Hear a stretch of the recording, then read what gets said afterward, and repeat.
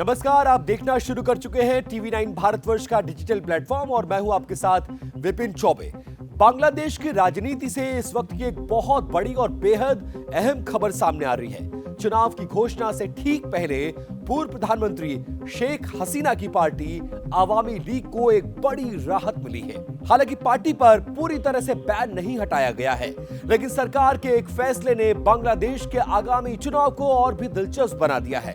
आखिरकार सरकार ने क्या फैसला लिया है? क्या शेख हसीना की पार्टी अब चुनाव लड़ पाएगी और क्या बांग्लादेश में पाकिस्तान जैसे इमरान मॉडल की वापसी होने जा रही है? आइए पूरे मामले को विस्तार से आपको समझाने की कोशिश करते हैं। दरअसल बांग्लादेश की अंतरिम सरकार ने आवामी लीग के साफ छवि वाले नेताओं और कार्यकर्ताओं को चुनाव लड़ने की इजाजत दे दी है, लेकिन यहां पर एक शर्त है। ये नेता चुनाव लड़ सकते हैं, लेकिन आवामी लीग के सिंबल पर नहीं। इन्हें निर्दलीय उम्मीदवार के तौर पर मैदान में उतरना होगा। यानी पार्टी पर बैन बरकरार है, लेकिन उनके नेता व्यक्तिगत रूप से चुनाव लड़ सकते हैं, यह फैसला लिया गया है।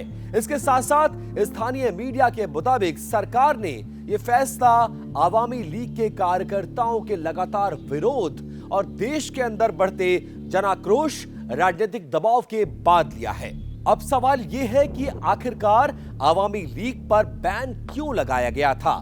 दरअसल शेख हसीना के तख्ता पलट के कुछ ही दिनों बाद बांग्लादेश में आवामी लीग को चुनावी प्रक्रिया से बाहर कर दिया गया था।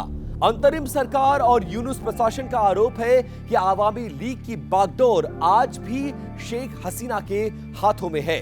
सरकार का कहना है कि शेख हसीना पर नरसंहार और गंभीर मानवाधिकार उल्लंघन जैसे आरोप लगे हैं और ऐसे में उनकी पार्टी को चुनाव लड़ने की इजाजत देना देश के लोकतांत्रिक मूल्यों के खिलाफ हो सकता है। इसी वजह से आवामी लीग पर पूरी तरह से चुनावी प्रतिबंध लगाया गया था। इस फैसले पर शेख हसीना का गुस्सा खुलकर सामने आया है। उन्होंने एक बयान जारी करके कहा है कि अगर आवामी लीग को चुनाव लड़ने नहीं दिया गया तो हमारे कार्यकर्ता चुप नहीं बैठेंगे, वो जमीन पर उतरेंगे और सरकार के इस फैसले का विरोध करेंगे। शेख हसीना ने यह भी दावा किया है कि आज भी बांग्लादेश में आवामी लीग का मजबूत जनाधार मौजूद है और पार्टी को पूरी तरह से चुनावी प्रक्रिया से बाहर रखना लोकतंत्र के साथ एक बड़ा धोखा साबित होगा। इस बीच आंकड़े भी सरकार के लिए असहज स्थिति पैदा कर रहे हैं। बांग्लादेश के प्रमुख अखबार प्रथम आलो के हालिया सर्वे में 26% लोगों ने माना है कि आवामी लीग पर लगाया गया बैन पूरी तरह से गलत है। यानी देश का एक बड़ा तबका अब भी शेख हसीना की पार्टी को राजनीतिक प्रक्रिया में शामिल होना देखना चाहता है। सरकार की इस बीच तैयारी है कि फरवरी 2026 में बांग्लादेश में आम चुनाव कराए जाएं। करीब 14 महीनों के बाद देश के लोग नई सरकार चुनने के लिए वोट डालेंगे और इसी चुनाव से पहले आया ये फैसला पूरे खेल को बदल सकता है। अब सबसे बड़ा सवाल, क्या आवामी लीग इमरान खान मॉडल पर चुनाव लड़ेगी? आपको याद दिला दें कि पाकिस्तान चुनाव 2024 में इमरान खान की पार्टी पीटीआई को चुनाव प्रक्रिया से बाहर कर दिया गया था। इसके बाद इमरान खान ने हर सीट पर अपने निर्दलीय उम्मीदवारों को चुनावी मैदान में उतारा था। नतीजा क्या निकला?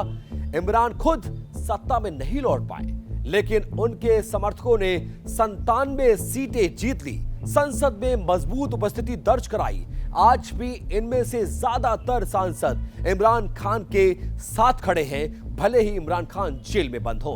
अब बांग्लादेश में भी पार्टी पर बैन है, नेता निर्दलीय, मजबूत जनाधार, यानी स्थिति काफी हद तक पाकिस्तान जैसी बनती हुई और दिखती हुई नजर आ रही है। राजनीतिक विश्लेषकों का मानना है कि अगर आवामी लीग के नेता निर्दलीय उम्मीदवार के रूप में बड़ी संख्या में जीत दर्ज करते हैं तो चुनाव के बाद संसद के भीतर एक नया राजनीतिक समीकरण बन सकता है और नजर आ सकता है। ऐसे में अब ये अंतरिम सरकार के लिए एक बहुत बड़ी चुनौती जैसी स्थिति बनती जा रही है। तो साफ है कि बांग्लादेश का आने वाला चुनाव सिर्फ सत्ता की लड़ाई नहीं बल्कि लोकतंत्र की कसौटी भी होने वाला है। अब देखना यह होगा कि क्या आवामी लीग इमरान खान की तरह बैन के बावजूद सत्ता में बड़ी वापसी कर पाती है, या फिर सरकार की रणनीति उसे पूरी तरह से चुनावी मैदान से किनारे लगा देगी। आप क्या सोचते हैं? आपकी राय कमेंट में जरूर लिखिए।